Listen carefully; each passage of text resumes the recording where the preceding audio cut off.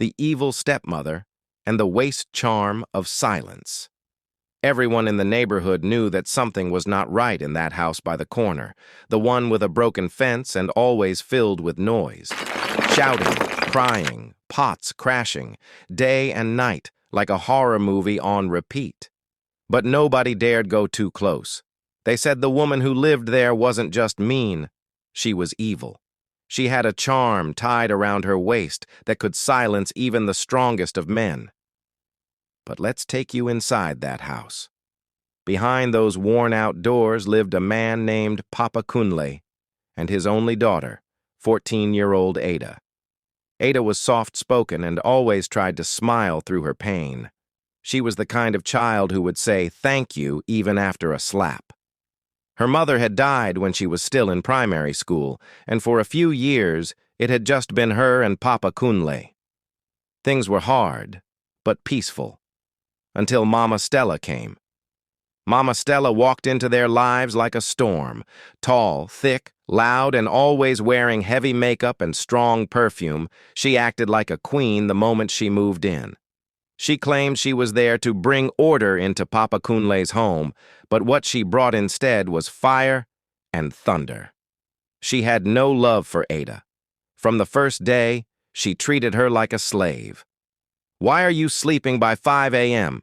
Wake up and scrub this whole compound," she would yell. "Why didn't you iron my wrapper properly? Are you stupid? You think because your mother is dead, you can act like madam? Idiot!" Ada would wake up before the cock crowed, sweep and mop the entire house, wash Mama Stella's mountain of dirty clothes, cook her meals, and still go to school late, tired and hungry. Sometimes, she didn't even get to eat what she cooked. Mama Stella would pour the food on the floor if she felt it had too much salt. She once forced Ada to kneel down under the hot sun for 4 hours straight because she forgot to add pepper to her agouti soup. "God punish you," Mama Stella would curse as she raised her slippers, slapping Ada across the face, back, and arms. She also took Papa Kunle's piece. At first, he tried to speak up. "Stella, she's just a child. Don't treat her like this." But that's when Stella's true colors showed. "You dare talk back at me?" she screamed. "Do you know who I am?" She untied a red cloth she always wore around her waist and whispered something no one could hear. Papa Kunle's mouth froze. His lips moved, but no sound came out. He looked like he was choking but couldn't even cough. For a whole day, he couldn't speak, and that was the last time he ever raised his voice against her. That waist charm was feared. People said it was made from the tail of a black mamba and soaked in blood under the moonlight. When Stella wore it, she could silence anyone. Nobody could question her, not even the elders. When neighbors complained about the way she beat Ada or fought on the street, she would simply touch her waist, whisper to the air, and the person talking would lose their voice for hours or days. It didn't stop there. Mama Stella was a drunkard. By noon, she'd already be smelling of gin and cheap beer.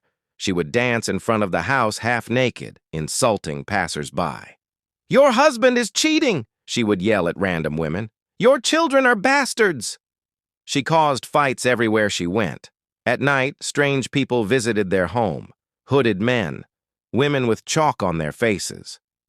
One day, Ada saw her kill a black chicken in the backyard and sprinkle the blood on Papa Kunle's pillow. "You will never be free," Mama Stella said. "You are mine till death." Papa Kunle, once a cheerful carpenter, stopped going to work. He walked around like a zombie, his eyes lifeless. Sometimes he would cry for no reason. Ada had to beg for food from her classmates just to survive. The torture became worse. Mama Stella made Ada carry buckets of water on her head from a far-off stream every day, even though they had a working tap. If Ada spilled a drop, she'd beat her with wire hangers, twist her ears, or even lock her outside in the cold night. One day, Ada returned from school to see her clothes burning in the front yard. "What did I do?" she cried. "Your teacher told me you got third place in class instead of first," Stella said. You want to embarrass me, Abby? Shame on you. She beat Ada until she bled. Then she rubbed pepper into the wounds. Still, Ada never stopped praying. She believed that one day God would save her. But Mama Stella was getting darker. She now bathed at midnight, chanting in a strange language. Ada would hear voices from the living room when no one else was home. She saw shadows moving in corners, and once a black cat with red eyes slept on her school books. She told her father, but he only stared at the wall. One day, something snapped in Ada. She had returned from school only to be ordered to climb a tree to pluck guavas for Mama Stella's drink. When she said she was tired, Mama Stella dragged her by the hair and pushed her down the stairs. That night, Ada ran. She ran barefoot into the forest, crying, with nothing but the torn uniform on her body. She kept running until her legs could no longer carry her. She didn't know where she was, but it was far from home. She found herself deep in the bush, surrounded by wild animals. But somehow, they didn't hurt her. The birds didn't fly away. A lion passed by her side and only looked. A snake slithered past her feet and did not bite. It was like the forest understood her pain. It welcomed her. That was how Ada left the world of humans and joined the wild. But this story does not end here. Because one day, Mama Stella would hear a roar at midnight. A lion, glowing eyes, and a girl riding on its back. A girl who had found her own kind and had returned. The sky had turned gray by the time Ada collapsed beneath the wide mango tree deep in the forest. Her body was scratched, her feet bruised, her stomach empty, but her spirit, oh, it was stronger than ever. The silence of the forest was her comfort. No more shouting, no more beatings, no more burning of her clothes or pouring of food. For the first time in years, she felt peace, or so she thought. 3 days passed. Ada survived by eating wild berries and drinking from a tiny stream. She made a bed out of leaves and animals wandered close but never harmed her. It was as though nature had adopted her. Her hair grew wild, her skin grew darker under the sun, and her eyes grew sharper. Ada, once a timid, broken girl, was slowly becoming something else, something stronger. But on the 4th day, danger came. She was chasing a butterfly with a childish smile when she heard the whoosh of something cutting the air. A sharp wooden spear landed just inches from her feet. She screamed and fell back, her heart pounding like thunder. "Stay still!" a deep male voice barked. A man emerged from behind a tree. Tall and muscular, dressed in animal skin and holding a bow, he had a strong jawline, thick eyebrows, and a serious face. His eyes scanned Ada from head to toe like she was a strange animal. He had expected to find a bush baby or a forest spirit, not a half-starved teenage girl. "What are you doing here?" he asked, lowering his weapon but still cautious. Ada couldn't speak. Her lips trembled, her voice cracked, but no words came. Instead, she collapsed again, unconscious. The man, his name was Oba, the forest hunter, rushed to her side. He touched her forehead and felt the heat of fever. Without wasting time, he picked her up and carried her to his small, grass-thatched hut deep in the forest's heart. The hut was nothing special. Mud walls, a fire pit, a mat made of raffia. Yet, it felt like heaven compared to the hell Ada had escaped. Oba laid her down gently, boiled some herbs, and fed her spoon by spoon. He covered her in his spare animal skin and stayed by her side for 2 days, checking her temperature and applying mashed leaves on her bruises. When she finally opened her eyes, weak and dazed, he smiled faintly. "Welcome back, bush girl." Ada smiled too. Not because of his words, but because it was the first time in years someone had shown her kindness. From that day on, Oba took care of her. He didn't ask too many questions. He could tell from the scars on her back, her nightmares, her sudden flinches at loud sounds, that this girl had survived something worse than any wild animal. "I don't need to know where you came from," he told her once as they sat by the fire. "What matters is where you're going." Ada helped him cook, clean the hut, gather firewood. Slowly, her strength returned. Her spirit, once buried under years of torture, began to bloom again. She laughed louder, walked taller, and even began learning how to set traps and identify herbs. Oba was a loner. The villagers nearby saw him only when he came to sell bushmeat. Some said he was cursed. Others believed he could talk to animals. But no one really knew him, until Ada. Under her care, Oba's life changed too. She swept his compound, arranged his tools, and even taught him how to make simple clay plates from river mud. "So you'll stop eating from banana leaves like a gorilla," she'd joke. And Oba would laugh, a real deep laugh that echoed through the trees. He began hunting better. His traps caught bigger animals. His arrows never missed. It was as if Ada brought good luck. He started selling more meat at the market and built a stronger hut, this time with proper windows, bamboo flooring, and a wooden door. People noticed the change. "Hunter Oba is glowing," they said. "He now wears clean clothes and smells of soap." "Have you seen that girl who lives with him? Maybe she is a forest spirit." But Ada was no spirit. She was a survivor, a silent fighter, and her presence was turning Oba into more than just a hunter. He was becoming a leader. One day, a child from the nearby village got lost in the woods. The villagers panicked. They remembered Oba and rushed to his hut. "Please help us," the village chief begged. "The child is only 6. She won't survive the night." Oba didn't hesitate. He packed his bow and called Ada. "You're coming with me," he said. "Me? Why?" she asked.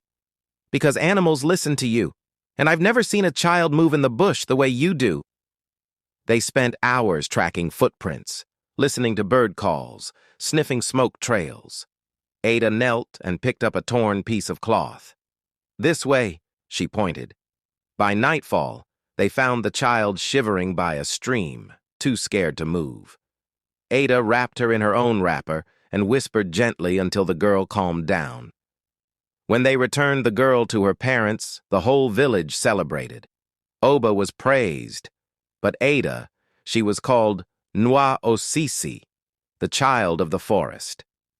From then on, villagers started coming to Oba's hut not just for meat, but for advice, healing herbs, and help. And every time it was Ada who welcomed them with a smile and warm water. She was growing, not just in age, but in purpose. But all was not peaceful. One day, while bathing at the river, Ada saw something floating. It was a piece of cloth, red and dirty, the same kind Mama Stella always tied around her waist. She froze. Her nightmares returned, the shouting, the beatings, the smell of burning food, the red cloth that could silence men. Was Stella looking for her? Was she near? She rushed back to the hut, shivering not from cold, but fear. Oba saw the cloth in her hand and the tears in her eyes. "Who is she?" he asked quietly. "Who hurt you this way?" And for the first time, Ada told her story, every detail, every scar, every curse, the blood, the silence, the witchcraft, everything. Oba listened, eyes burning with anger. When she finished, he stood up and looked at the sky. "She took your voice," he said, "but you found it again. She broke your spirit, but the forest healed you." Then he looked into her eyes. "We will not run from your past. One day, we will face it." Ada hugged him tight, tears soaking his chest. For the first time, she felt safe, truly safe. Days passed, then months. Ada learned to read from a torn book Oba once found in the market. She began teaching village children how to count using pebbles and leaves. The chief's son could now write his name thanks to her. Soon the village built a small shed for her to teach. They called it Ada's Tree School. Oba's home changed too. From a single thatched hut, it became a small compound with a proper roof, a goat pen, and even a clay stove. He stopped sleeping on mats and got a bamboo bed Ada built with her own hands. "Ada," he said one evening as they watched the stars, "you were thrown away like dirt, but you became gold in the forest." She smiled and replied, "And you were sleeping in a hut like a lizard. Now you're eating goat meat with chiefs." They both laughed. But not far away, deep in the dark corners of another village, Mama Stella sat in front of a black mirror. Her charm had stopped working. Her face had scars from a fight with one of the same dark spirits she once controlled. People had begun avoiding her. Her power was fading. "Where is she?" she muttered, scratching her head. "The girl? The bush girl? She must return. She is the key." The mirror cracked, and from within it a whisper came. "She is not the same. She is stronger now. You cannot take her again unless she walks into your trap." Mama Stella stood up, eyes wide.